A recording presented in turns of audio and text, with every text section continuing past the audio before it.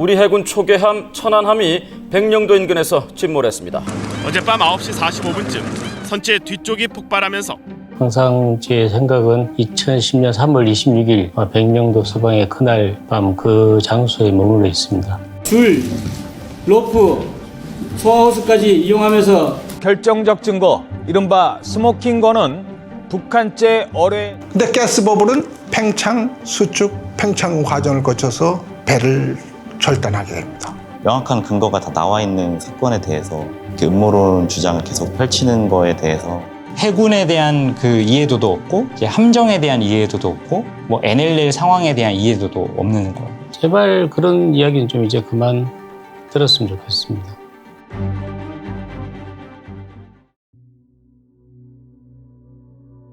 좌초, 잠수함 충돌, 경계 실패 등 온갖 말이 폭풍우보다 더 거세게 휘몰아쳤던 사건은 16주기를 맞이하면서 수면 아래로 가라앉았습니다.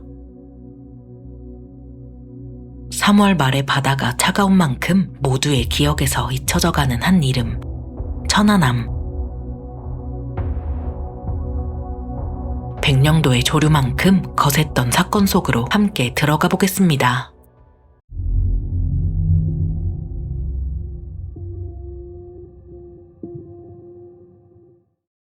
바람이 많이 불고 파도가 높이 치던 2010년 3월 26일 금요일 21시 5분경 천안함은 백령도 인근 해상에서 정상적으로 임무를 수행하고 있었습니다. 전날 파도가 많이 쳐서 백령도 밑에 있는 대청도라는 섬 주변에서 피항을 하고 있었습니다. 당일 아침 6시 20분경에 원래 있던 경비 위치로 돌아와서 경비 임무를 수행했는데 오후 되니까 약간 날씨가 좋아져서 정상적인 일과를 수행하고 있었고 밤 8시 30분부터 9시 30분까지 야간 식사 시간인데 승조원들이 식사를 제대로 하고 있는지 어떤 활동을 하고 있는지 확인하는 순찰을 하고 밤 21시 15분경에 함장실로 돌아와서 각종 서류 그리고 문자 정보망이라고 그 상급 부대와 소통하는 그 망들을 보고 있었습니다. 천안함에서는 29명이 당직 근무 중이었지만 유난히 조용하다는 것 빼면 이상한 것은 없었고 나머지 인원들은 시간이 시간인 만큼 휴식하거나 취침하고 있었습니다. 원래 그 함교 안에는 그 서해상에 돌아다니는 상선이나 어선들 자기들끼리 얘기를 하는 통신망 기기가 있어요. 국제 상선 통신망 뭐 이런 식으로 불렀던 것 같은데 평상시에는 그쪽에서 이제 다양한 말소리들이 엄청 많이 들리는데 그때는 정말 이상할 리만치 조용했어요. 아무 소리도 안 나고 아무 말도 안 들리고 이게 조금 지금 생각하면 많이 이상했던 거였죠. 함내 순찰을 마친 함장은 함장실로 들어와 컴퓨터로 이메일, 게시판과 해군 전술자료 처리 체계를 확인했습니다. 달밤 아래 바람 소리와 파도 소리를 제외하고는 유난히 조용했던 이 순간 갑자기 모든 것은 순식간에 닥쳤습니다.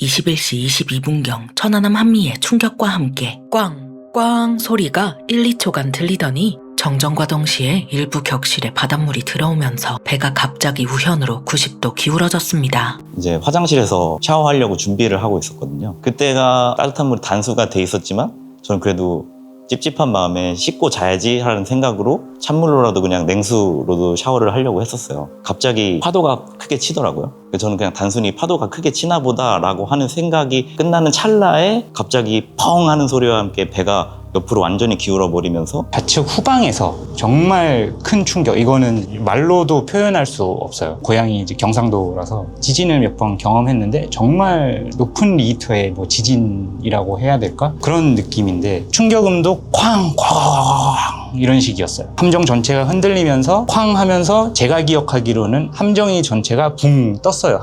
하늘로 뜨고 바로 90도로 우현 쪽으로 기울었어요.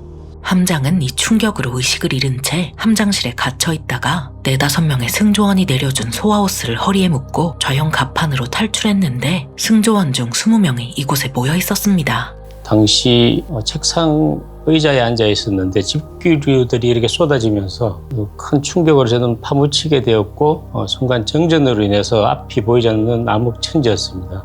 아무것도 안 보이는 상태에서 저는 그때 안경을 쓰고 있었는데 안경도 이미 날아가서 어디 있는지 찾을 수도 없는 상황이었고 그냥 암흑 상태에서 일단 일어나서 벽을 짚고 일어나서 빨리 올라와 이런 소리를 들었어요. 뭐라도 잡고 올라가야겠다라는 생각을 하고 벽을 잡고 위로 올라갔죠. 소화기로 칠 테니까 비켜라고 위에서 고함이 들렸습니다. 문이 꽝 하고 열리면서 소화호스가 내려왔습니다. 그래서 그 전 소화호스를 허리에 차고 쪽을 보니까 아직도 깜깜했지만 달빛이 있었습니다. 그 달빛을 보면서 우리 전우들이 끌어주는 소화호스에 의지한 채 한 7m 정도 올라왔습니다. 그때 누가 외치는 소리를 저는 들었어요. 함장님, 한미가 없습니다. 그래서 다들 화들짝 놀라고, 왜냐면 그때까지는 정말 한미가 없다라는 사실을 저희가 올라와서도 몰랐어요. 그래서 그 말을 듣고 그제서야 이제 조금 뒤로 가서 보니까 정말 그 마스트 뒤쪽으로는 없더라고요. 없어서 그때 정말 와, 이건 정말 큰일이 일어났구나, 네, 그렇게 생각을 했었고,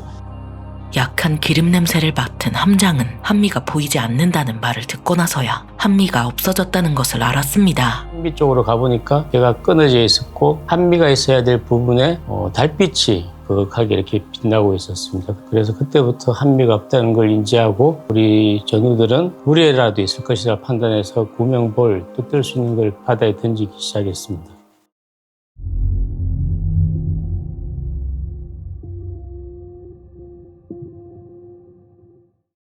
그때부터 이제 함장님께서 조금 지시를 이제 하셨죠. 다 모여서 지금 같이 있는 인원 파악부터 해라. 네, 그렇게 하시고 함장님께서 또 이제 휴대 통신기기로 이제 막 이렇게 하셨던 것 같은데 그것도 기억이 나고, 이렇게 군함을 구조하는 건 고속정인데 당시에는 고속정이 30년 후에 도착을 했는데 배가 배끼리 붙는 걸 군함끼리 붙을 땐 계류라고 하는데 계류하기가 상당히 곤란했습니다. 왜냐하면 정상적으로 서 있으면 붙으면 되는데 이렇게 기울어져 있기 때문에 파도가 또 쳤습니다. 제가 기억하기로는 참수리, 네, 저희 이함대 그 참수리정들이 먼저 오긴 했었어요. 먼저 왔었는데 파도가 있는 상황에서 참수리정이 좀 접근을 하다 보니까 더 너울하고 파도가 심해져가지고 이미 반파가 된 상황에서 90도로 있다 보니까 이게 안정이 안 돼서 계류를 못하는 상황이었어요. 저희 해군정들이. 그 바닷물이 물살에 계속 흔들려서 배가 계속 출렁이니까 더 빨리 가라앉을 것 같아서 오지 말라고 저희가 손을 흔들었었는데, 그런 영상들이 뉴스에는 살려달라고 뭐 손을 흔들었다는 식으로 나왔더라고요. 함수에 모여있는 생존자들을 구조하기 위해 고속정이 접근했지만 천안함이 이미 우측으로 누워있는 탓에 도저히 계류할 수가 없어서 결국 보트를 이용해 생존자들을 구조했습니다. 그때 당시 천안함을 구조하기 위해서는 해경정이 와야 됩니다. 왜냐하면 해경정에는 인명 구조를 하고 불법 어선 단속을 위해서 립이라는 공업보트가 있습니다.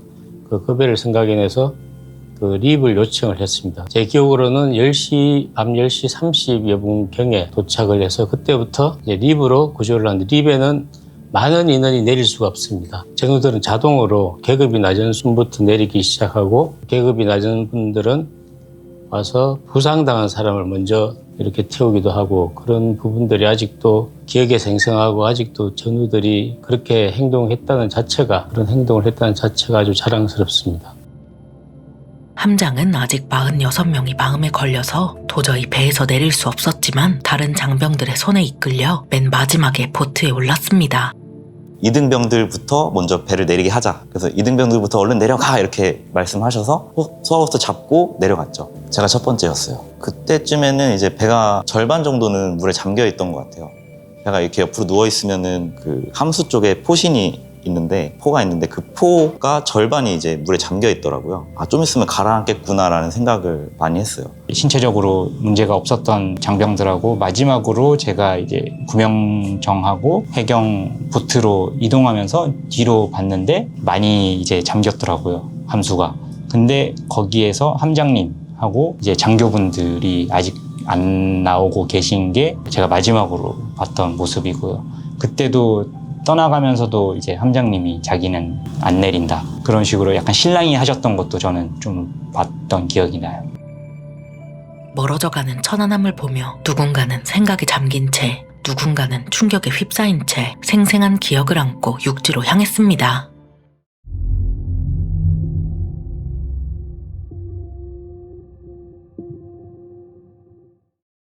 사건 발생 후 5일이 지난 3월 31일 국방부는 천안함 피격 사건의 원인을 밝히기 위해 민군 합동조사단을 82명으로 편성했으며 4월 12일에 73명으로 재편성해서 조사활동을 시작했습니다. 저는 천안함 사건 당시 국방부 조사본부장직을 수행하고 있었습니다. 민군 합동조사단이 구성됨에 따라서 저는 과학수사분과장으로서 증거 수집, 분석, 도출하는 역할을 수행하였고, 합조단의 임무는 침몰 원인을 최단 시간 내에 밝히는 일이었습니다. 그래야 우선 침몰 요인 분석부터 시작이 되었습니다. 좌초 피로파괴 충돌 등 비폭발, 탄약고 연료탱크 엔진 등 내부 폭발, 그리고 기뢰 오래 등 외부 폭발 요인을 손상 지표로부터 관련 인원 증언 일까지 국제해사기구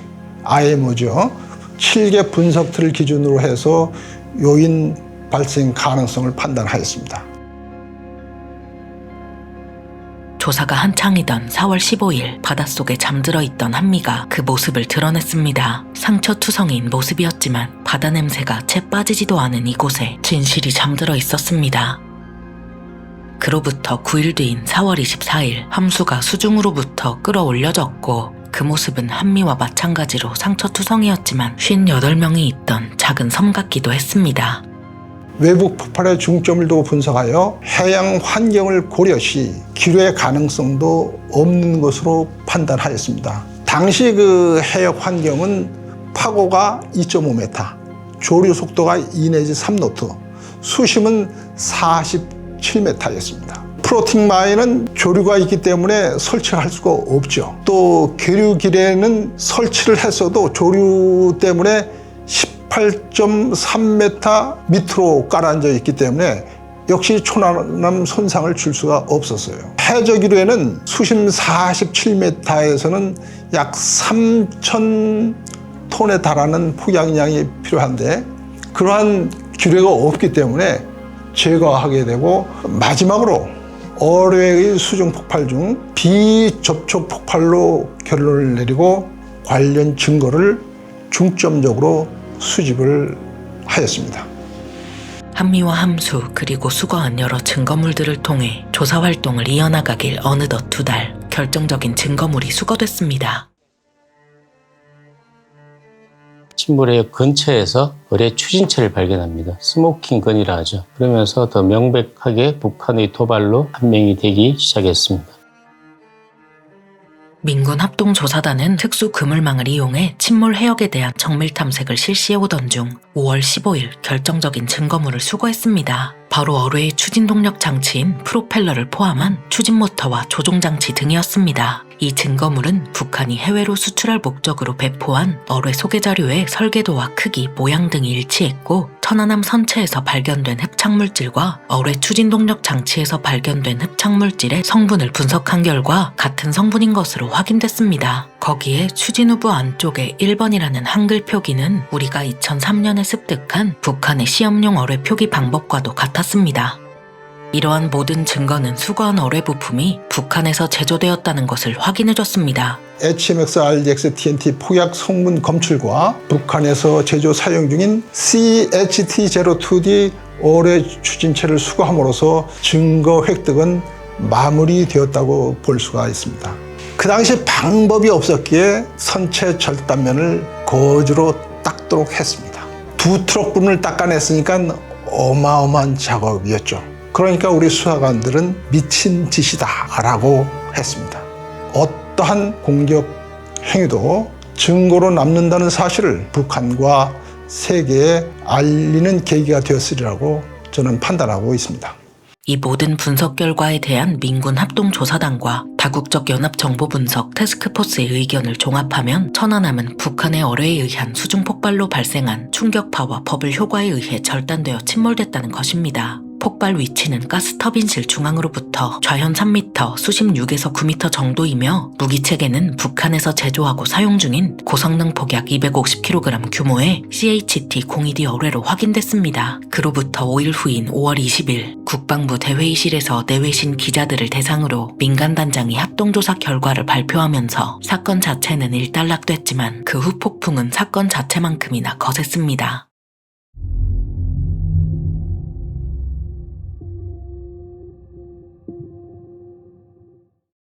북한이 천안함 피격 사건을 일으킨 이유를 보려면 2008년으로 거슬러 올라가야 합니다. 당시 우리나라는 국내 문제를 타파하고자 북한과 대치 관계인데도 3차 정상회담을 추진했지만 이 와중에 2009년 11월 10일 북한은 대청도에서 대청해전을 일으켰습니다. 여기서 우리 군은 한 명도 다치지 않았지만 북한군은 반파가 되어서 돌아갔습니다. 북한군은 보복하겠다면서 NLL 근해에 해안포 400발을 쏴버렸고 우리 군은 이곳에서 경비하는 초계함을 가만두면 해안포나 대한미사일에 피격당할 수도 있어서 뒤로 물러나 백령도 옆에 바짝 붙였습니다.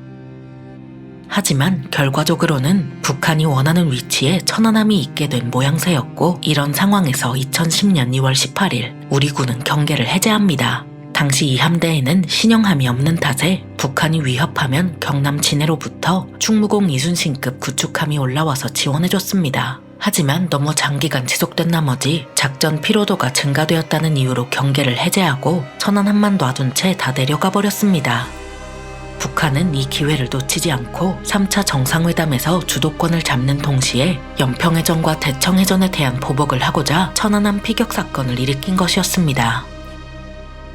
상당히 안타까운 부분인데 제가 책임자고 함장이고 지휘관이기 때문에 많은 질문을 받고 대답을 해도 믿지를 않았습니다. 왜냐하면 뭔가 숨기고 있다고 자꾸 생각을 했고 그 이유는 현재의 상황과 거의 유사합니다. 당시 6월 2일 지방선거가 있었습니다. 선거를 앞두고 이제 정쟁의 대상이 되어버렸죠. 왜냐하면은 당시 그 언론이나 이런 걸 검색해 보시면 나오는데 정부에서는 피격 사건 다음 날인 3월 27일 청와대 공식 입장이 모든 가능성을 열어놓고 조사하겠다. 북한 소행일 가능성은 아직은 낮다. 이렇게 발표를 했습니다. 3차 정상회담을 추진 중에 있었습니다.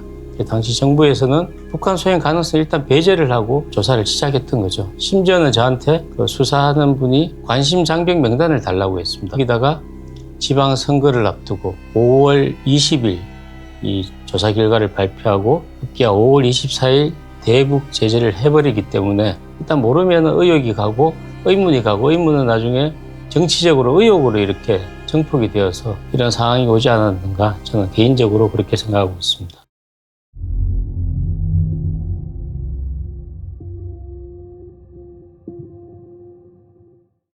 천안함에도 소나가 있어서 음파 탐지가 가능했고 고주파를 잡을 수 있었지만 천안함을 공격한 어뢰는 저주파라 주파수가 달라서 못 잡았습니다.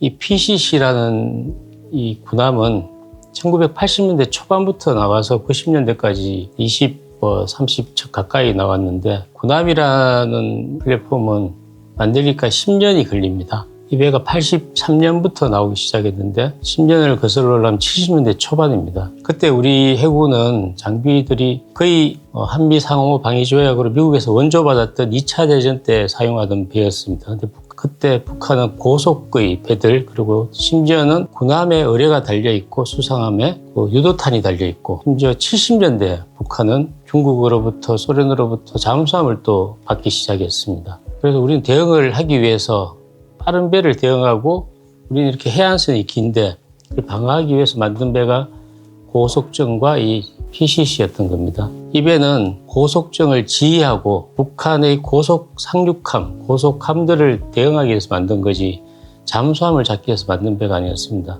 저희가 이제 훈련을 했을 때 잠수함이랑 같이 훈련을 한 적이 있거든요. 잠수함 쪽에서 우리가 어디에 있다라고 찍어줘야지 찾을 수 있어요.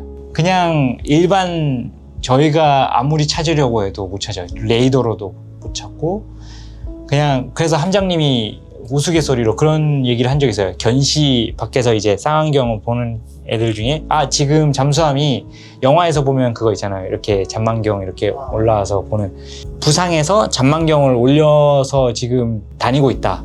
그러니까 견시병들한테 찾는 사람 휴가 주겠다. 이렇게 했는데 아무도 받은 사람이 없어요. 이 배의 특성상 중거리, 그러니까 중간의 이 거리만 탐지할 수 있는 음파 탐지기였습니다. 주파수가 일정했죠. 협대역의 주파수만 잡을 수 있는데 2010년 천안함을 공격했던 북한의 의뢰는 저주파였습니다. 그래서 주파수가 달라서 이 탐지도 안 되고 또 우리가 대응을 할 수도 없었습니다. 천안함의 소나로는 어뢰는 물론 잠수함 탐지도 어려웠고, 만약 발견했더라도 작전 위치를 노출하지 않는 잠수함의 특성상 어느 나라 잠수함인지 확인하지도 않은 채 무턱대고 어뢰를 발사할 수는 없는 노릇이었습니다. 결정적으로 6.25 전쟁 이후 교전 수칙상 선제 타격을 못하기에 이 부분은 큰 문제로 다가올 수밖에 없었습니다. 1953년 7월 27일 전쟁을 잠깐 멈춘 정전협정을 했죠. 그래서 정전이기 때문에 정전시 교전규칙이라는 게 있습니다. 거기에는 우리 연합군 한국은 선제 공격이 안 됩니다. 그래서 이 태생적으로 이 물밑에 걸 공격하고 이런 걸 할 수가 없습니다. 근데 그걸 경계 실패라고 할 수가 없죠. 저희 천안함의 실패 뭐 이런 게 절대 아니고, 당시에 국방부와 해군의 어떻게 보면은 안일한 이전 상황, 그 다음에 미흡한 대처, 이런 게 종합적으로 일어난 일이었거든요. 그래서 조금만 더 철저하게 당시 이제 높으신 분들, 국방부에서 대비 태세를 가지고 있었다면은 저희는 피격되진 않았을 거라고 생각을 합니다.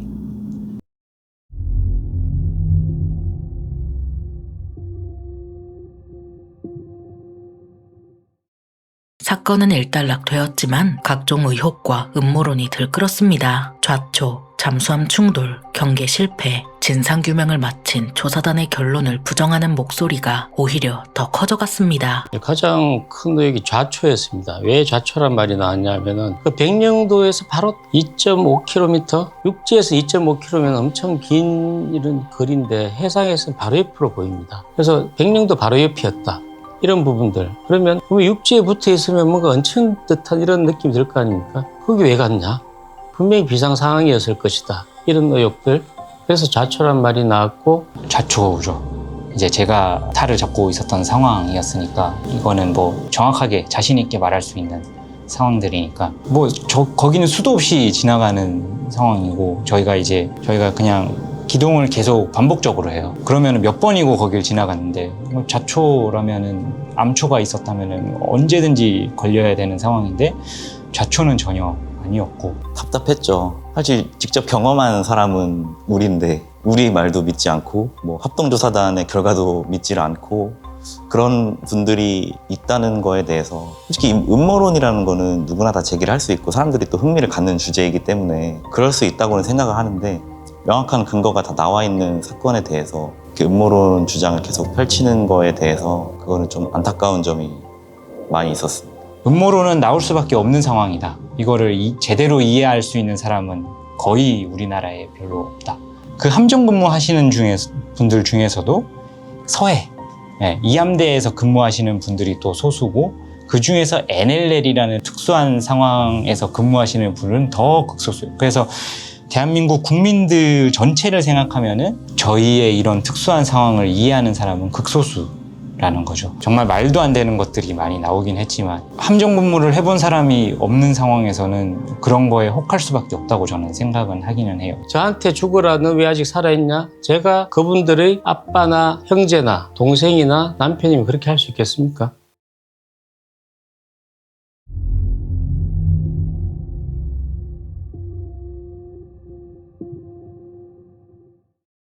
제가 처음에 사건 있고 나서 휴가 나와가지고 동네 친구들하고 술 한잔 하러 시내에 나간 적이 있었는데, 그때 비가 많이 오는 날이었어요. 근데 갑자기 정전이 된 거예요, 그 건물 전체가. 근데 저는 진짜 미쳐버리는 줄 알았어요. 친구들은 야, 너 왜 그래? 이러고 있는데 저는 이렇게 있어가지고 거의 울 듯이 그냥 계속 떨고 있었거든요. 아, 내가 이런 부분에 대해서는 좀 트라우마가 생긴 것 같다라는 생각을 했었고.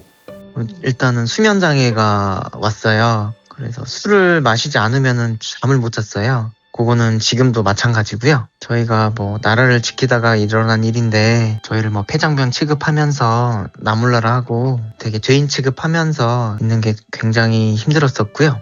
처음으로 그 돌아가신 제 전후 동기 어머니를 만날 기회가 생겼었거든요. 그때 그분께서 저한테 해주셨던 말이 우리 아들 목까지 잘 살아라 이렇게 말씀하셨어요. 그게 뭔가 저한테는 그때 인생 좌우명, 모토 이렇게 삼게 만들어주셨던 것 같아요.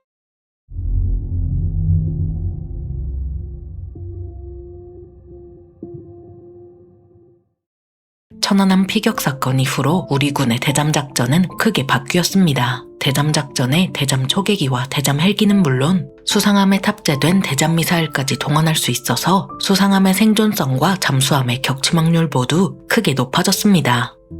그래서 현재 이제 그 새로 나온 천안함이 똑같은 이름의 동일 명칭을 쓰고 있습니다. 천안함인데 이 배는 FFG로 거듭나서 대공 능력도 있고, 대잠은 이 잠수함 잡는 능력은 그 천안함 같은 경우에는 여러 가지가 있습니다. 물론 소나도 있고 또 천안함 공격했던 그 저주파 주파수를 잡기 위한 금파 탐지기도 있고, 원거리 멀리 있는 거 잡는 거, 그리고 배에는 대잠, 잠수함 잡는 헬기도 싣고 다니고, 이렇게 많이 새로 나온 배들 같은 경우에 거의 90% 국산화가 되어 있거든요. 해군의 슬픈 역사 속의 배였다, 이렇게 제가 말씀드릴 수가 있습니다. 이제 15주기 때 갔을 때 한번 타봤어요. 수병들이 없다고 하더라고요. 수병들은 이제 그 함정 근무를 조금 많이 줄이는 걸로 되고, 그거는 뭐 전문화 되는 거기도 하고 너무 최신화되고 좋더라고요. 믿음직스럽게 바뀌고 있는 것 같았어요.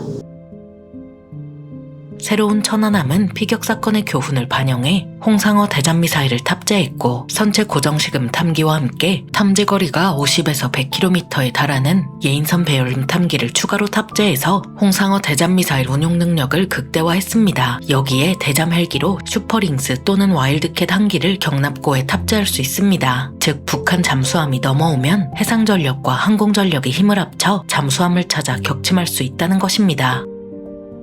역사를 잊은 민족에게 미래는 없다. 늘 들어온 말이라 별 감흥이 없을 수도 있겠고, 먹고 사는 것도 벅찬 이때에 역사가 밥 먹여주나 싶을 수도 있겠습니다. 하지만 잊지 않아서 강해졌고 잊지 않아서 당하지 않았습니다.